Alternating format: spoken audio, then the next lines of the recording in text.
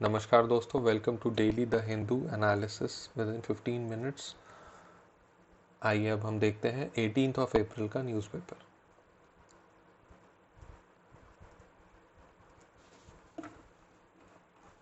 First page में कोई significant news नहीं है, सेकंड पेज में भी there nothing significant, third page में भी कोई इंपॉर्टेंट न्यूज़ नहीं है, फोर्थ पेज मैट्रिमोनियल, इसमें भी कुछ इंपॉर्टेंट नहीं ही होगा, फिफ्थ पेज साउथ, इसमें भी कुछ इंपॉर्टेंट नहीं है, सिक्स्थ पेज पे आते हैं।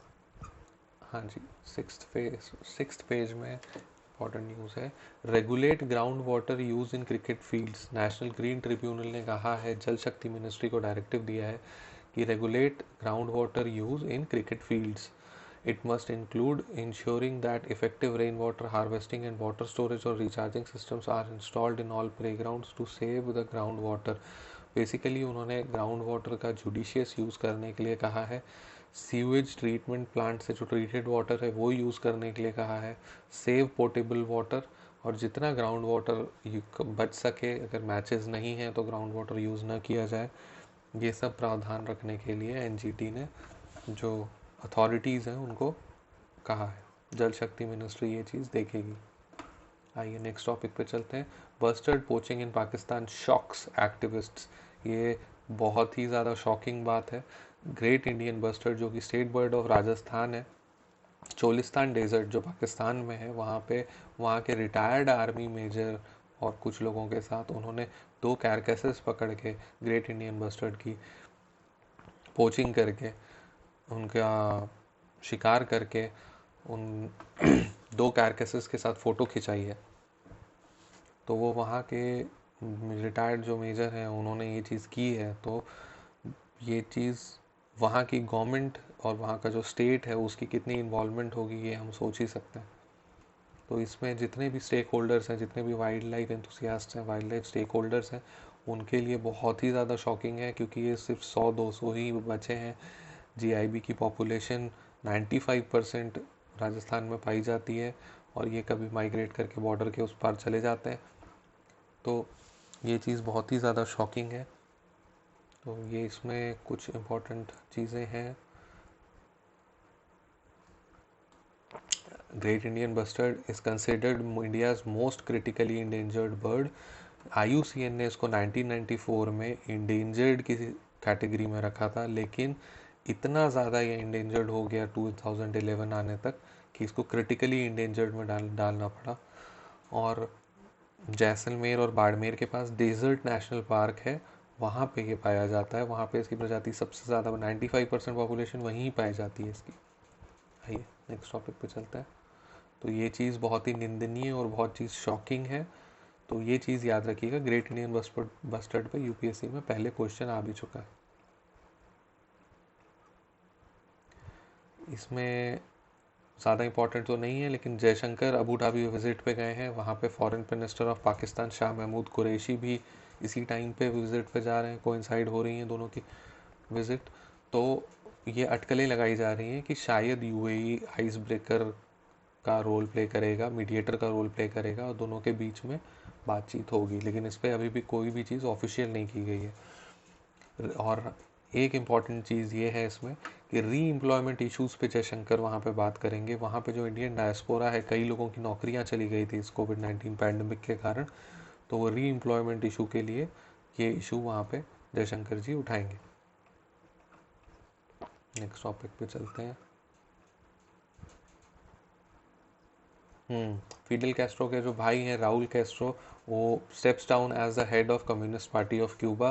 फाइनली 89 ईयर्स की एज में फिडेल कैस्ट्रो के भाई राउल कैस्ट्रो अभी उन्होंने जो कम्युनिस्ट पार्टी है उसकी प्रेसिडेंसी छोड़ दी है। प्रेसिडेंट 2018 में उन्होंने मिगुएल डियाज कैनल को प्रेसिडेंसी दे दी थी। क्यूबा के प्रेसिडेंट अभी मिगुएल डियाज कैनल हैं, उनको उन्होंने प्रेसिडेंसी दे दी 2018 में। अब इन्होंने जो अपनी पार्टी की कमान है, कम्युनिस्ट पार्टी ऑफ क्यूबा की, वो भी कमान इन्होंने छोड़ दी है। अभी इनका सक्सेसर तय नहीं हुआ है। नेक्स्ट टॉपिक पे चलते हैं। Junta leader set to join ASEAN summit. Myanmar situation के ऊपर एशियान समिट रखा गया है जकार्ता में अप्रैल 24 को। तो इसमें जनता जनता वहाँ की जो आर्मी है उसको बोला जाता है। आर्मी ने फरवरी में वहाँ पे कू यानी कि तख्ता पलट किया था। आंग सान सू की को उन्होंने डिपोज किया था। तो वहाँ पे जो आर्मी जिसको जनता नाम से जाना जाता है, आर्मी के जो लीडर हैं वो एशियान समिट में जा रहे हैं। अच्छा, वहाँ पे शैडो गवर्नमेंट भी बना दी है लोगों ने, जो डिपोज लीडर्स हैं और जो एथनिक माइनॉरिटी के जो लीडर्स हैं उन्होंने शैडो गवर्नमेंट भी बना दी है। वो भी अपील कर रहे हैं एशियान से कि वो उनको भी बुलाया जाए और जनता को लेजिटिमेसी ना दी जाए वहाँ बुला के, लेकिन जनता के लीडर उसमें पार्टिसिपेट कर रहे हैं। आइए नेक्स्ट टॉपिक पे चलते हैं। Can Covid booster dose prolong protection. अब इसमें कोविड का बूस्टर डोज की बात आ रही है। कोविड का जो इम्यूनोलॉजिकल प्रिंसिपल होता है, जो नॉर्थ एयरकोट स्टडी का वास्ता दिया गया है, जो कि 1986 से 95 में पोलियो को लेकर की गई थी, इनएक्टिवेटेड पोलियो वैक्सीन को। ये तमिलनाडु में की गई थी 1986 से 1995 में। इसमें बच्चे को 14 वीक में, फिर उसके 22 वीक बाद और 9 मंथ के एज में तीन वैक्सीनेशंस दिए गए और पाया ये गया कि पोलियो ऑलमोस्ट डिसअपीयर्ड।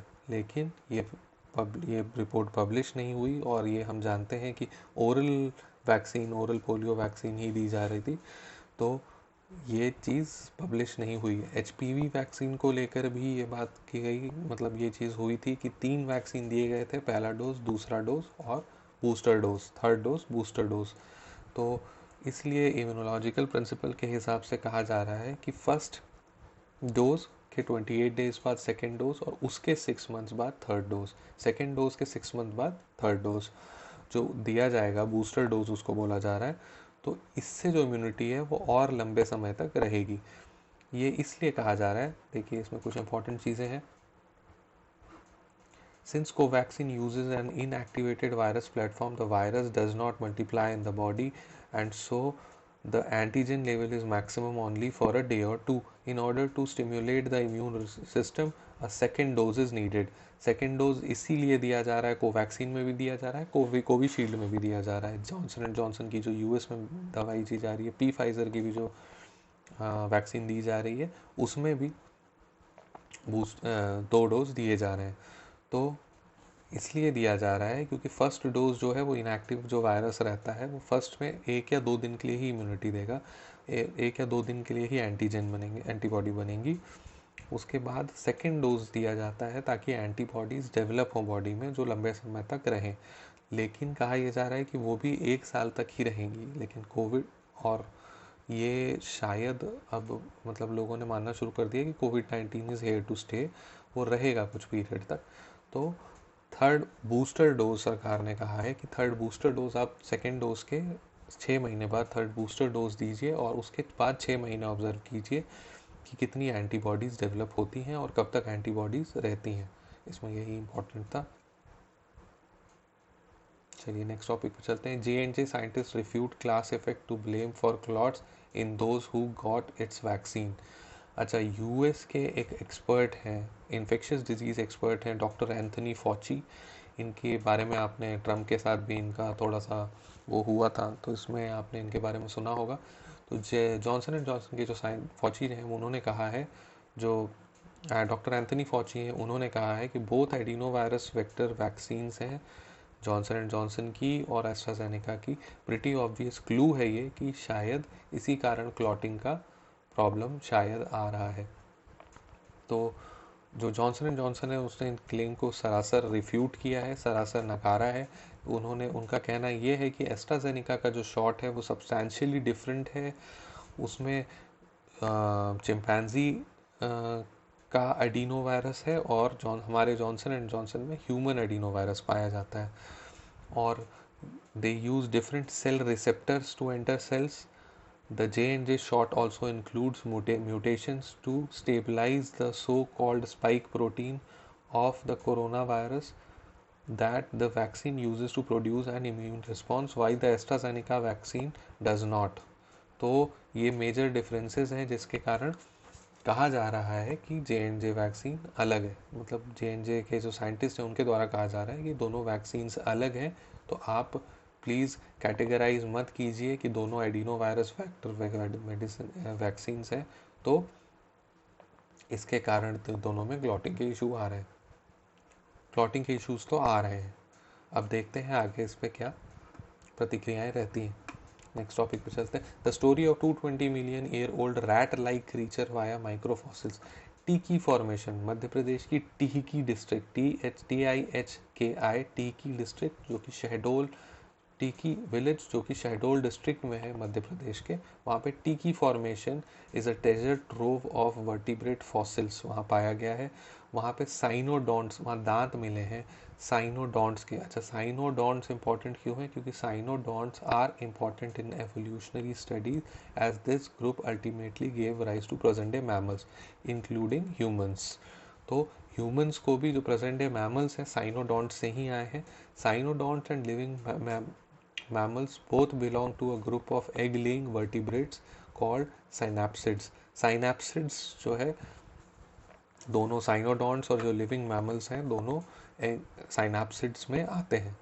तो इसमें इम्पॉर्टेंट है टीकी फॉर्मेशन। टीकी फॉर्मेशन जो है वो मध्य प्रदेश के टीकी विलेज के शहडोल डिस्ट्रिक्ट में है। टीकी विलेज जो कि शहडोल डिस्ट्रिक्ट में है मध्य प्रदेश के, और वहाँ पे साइनोडॉन्ट मिले हैं। ये जो क्रीचर दिख रहा है इस फोटो में, इस टाइप का क्रीचर मतलब हुआ करते थे, रैट लाइक क्रीचर, साइनोडॉन्ट के अवशेष मिले हैं। आइए नेक्स्ट पार्ट में चलते हैं। ARIES facility will host the support centre for Aditya L1। ARIES facility जानते हैं क्या है? ARIES facility is short for Aryabhatta research institute for observational sciences. It's near Nainital, Uttarakhand.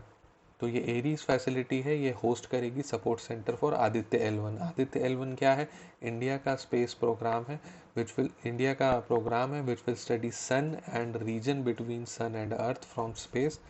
तो ये सोलर जो इरप्शंस हैं और जो सन है और सन और अर्थ के बीच का जो स्पेस है उस पर ये रिसर्च करेगा, उसको ये पढ़ेगा, उस पर ये जो रिसर्च है वो सामने लाएगा। आदित्य L1 वो है, उसका जो सपोर्ट सेंटर है वो एरीज सेंटर में बन रहा है, एरीज फैसिलिटी में बन रहा है। अच्छा, एक इम्पॉर्टेंट टॉपिक, एक इम्पॉर्टेंट नहीं, एक थोड़ा सा इंटरेस्टिंग टॉपिक मुझे लगा, warmth and change. How does temperature determine the sex in some specific reptiles and fish embryos? Bearded dragon embryos can use two different sets of genes to become a female lizard, one activated by sex chromosomes, the other activated by high temperature during development. This so-called temperature-dependent sex determination was discovered in the 1960s. Now, for the first time, the molecular details of how it happens have been found by scientists from the University of Canberra. It is known that male bearded dragons have ZZ sex chromosomes while female have ZW sex chromosomes. However, hot temperatures can override the ZZ sex chromosomes, causing a male lizard to develop as a female. तो ये बहुत ही interesting चीज़ है कि temperature के कारण bearded dragon embryos जो है वो लिजर्ड में मेल टू फीमेल डेवलप हो जाते हैं। नेक्स्ट टॉपिक पे चलते हैं। कोविड-19 वैक्सीन एंड ब्लड क्लॉट्स, ये भी ब्लड क्लॉट्स पे आर्टिकल है। अच्छा, एक जो है ये कॉपीराइट वॉर हुआ है, इसको copyright case of the century बोलते हैं। ओरेकल ने गूगल पे किया है। ओरेकल ने ये कहा है कि गूगल ने 11,500 lines of code from Java ऐसी प्रोग्राम चुराया है। तो इस पे जो लोअर कोर्ट है उन्होंने ओरेकल के फेवर में डिसीजन दिया था कि हाँ वो कॉपीराइटेबल है और गूगल ने वो चीज़ चुराई है। इस पे जो सुप्रीम कोर्ट है, लेकिन उन्होंने section 107 of US copyright law use करके कहा है कि ये फेयर यूज़ पॉलिसी में आता है, तो ये कॉपीराइट का वो नहीं करता, तो इन्होंने गूगल के फेवर में वो दे दिया है। This decision gives more legal certainty to software developers. इससे थोड़ा सा क्लियर हुआ है कि कॉपीराइटेबल चीज़ें क्या हैं और कॉपीराइटेबल चीज़ें क्या नहीं हैं। आइए नेक्स्ट टॉपिक पे चलते हैं।